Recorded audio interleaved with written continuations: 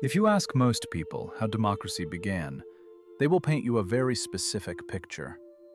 It is a picture of the 18th century coffee house, a sanctuary of politeness and reason. We imagine a golden age of discourse where educated gentlemen sat around wooden tables, reading newspapers in silence and debating the issues of the day with logic and respect. History books often call this the public sphere. The story goes that before the corruption of mass media, there was this pure, rational space where the best arguments won. We believe that early newspapers were the fuel for this rational engine, printed solely to inform the citizenry and hold power to account. It makes perfect sense to us because it flatters our vanity. We want to believe that democracy was born from high-minded philosophy, from the pure exchange of ideas between equals. Scholars like Jürgen Habermas famously described this as the bourgeois public sphere, a realm where status didn't matter, only the quality of your argument. In this version of history, the newspaper was a sacred text of democracy, and the coffee house was its temple. We look back at this imaginary era and think, if only we could return to that. We assume that if we just got rid of the algorithms and the profit motives, we would naturally slide back into this state of rational bliss. This belief underpins almost every critique of modern media we hear today. It tells us that we have fallen from grace. But there is a massive problem with this nostalgic view. It ignores who was actually in the room. And it completely misunderstands what a newspaper actually is. When you actually look at the records from these so-called temples of reason, the image of the polite gentleman starts to crack. If the early public sphere was so rational, why was the most successful newspaper strategy of the 19th century a story about Batmen on the moon? The numbers simply do not support the idea that people wanted dry, rational debate. The Sun didn't sell 19,000 copies because New Yorkers were deeply concerned about lunar biology. They sold because the story was entertaining, emotional, and completely fabricated. This wasn't an anomaly. It was the business model. And then there is the issue of the public itself. The universal public sphere that Habermas described was, in reality, a rhetorical fiction. It systematically excluded the majority of the population. Women were almost entirely banned from the London coffee houses where this democracy was being forged. The working class, the illiterate, and the poor were structurally barred from entry, not just by rules, but by the price of admission and the cost of the paper itself. So when we say everyone discussed the news, we really mean a tiny sliver of elite society. If the foundation of our modern democracy was built on exclusion and lies, what does that mean for us today? This raises an obvious question. If the rational public sphere never existed, how did the news actually work? To find out, we have to go back to the very beginning, before the coffee houses, to a small workshop in Strasbourg. Let's start with what we actually know about the birth of the newspaper. For centuries, news was a luxury good, hand-copied by scribes in newsletters sold to kings and merchants. But in 1605, a man named Johann Carolus changed the math forever. Carolus was tired of copying the same stories by hand over and over again. So he bought a printing press and launched The Relation, widely considered the world's first newspaper. This wasn't about high ideals or democratic debate. It was about production speed. By switching to print, Carolus could produce hundreds of copies in the time it took to write one. This efficiency created a new pressure, the need to fill the page. When you have a machine that must print every week to pay for itself, you can't wait for important news. You print whatever you have: rumors, gossip, or unverified reports from distant lands.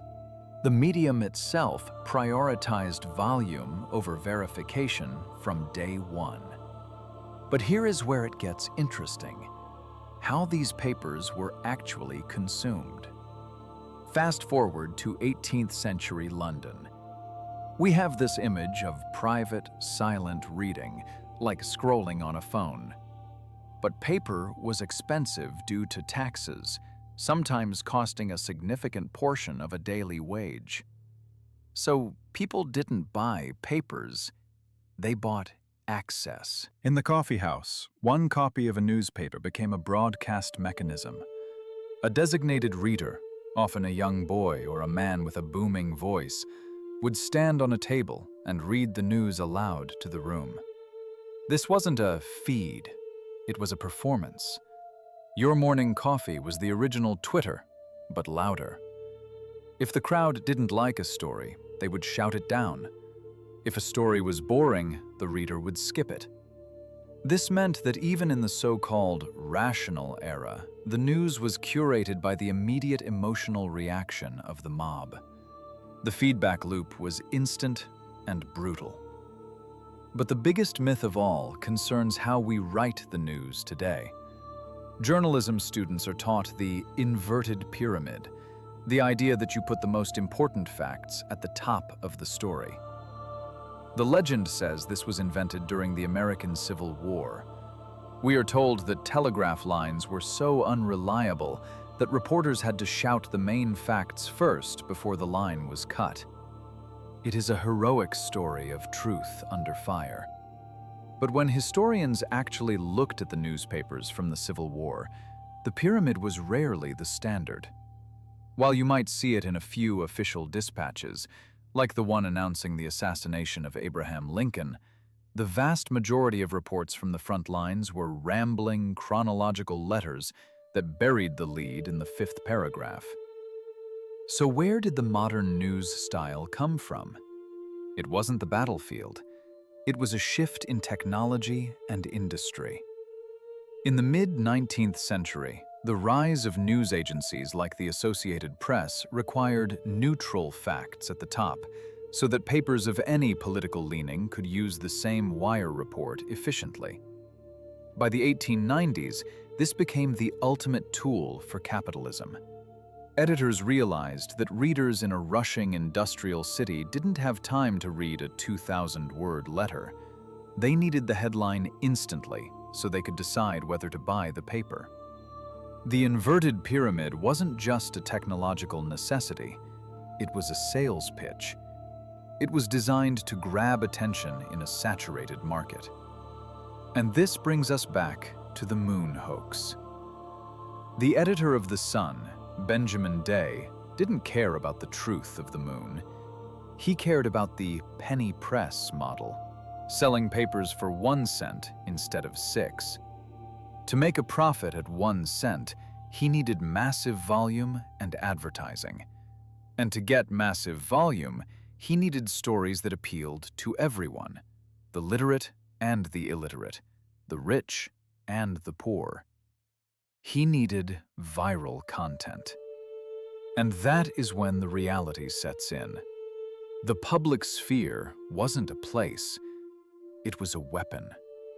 The idea of the rational, polite public sphere was a rhetorical fiction created by the elite to justify their own power. By defining rational debate as the calm, detached style of the upper class, they could dismiss the emotional, urgent demands of the working class as irrational or dangerous. If you weren't polite, you weren't part of the public. The truth is that the modern world wasn't built by the rational few. It was built by the sensational many. The fake news of the moon hoax did something the polite coffee houses never could. It created a mass culture.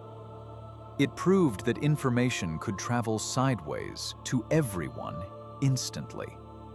The decline we think we see today isn't a decline at all. We are simply returning to the true nature of news: chaotic, commercial, and deeply human. The anomaly wasn't the chaos. The anomaly was the brief moment we convinced ourselves it was ever under control. This story reminds us that what we call civil discourse is often just a gatekeeping mechanism. When we look at the chaos of social media today and wish for the good old days of the newspaper, we are wishing for a fantasy. We are wishing for a time when the conversation was cleaner because fewer people were allowed to speak. The noise we hear now isn't the death of democracy. It is the sound of the walls coming down. But the moon hoax isn't the only time the media lied to us for profit. I'm here to help you know the history of the media that shapes your mind. What modern fact do you think will be looked back on as a hoax in 100 years? Tell me in the comments.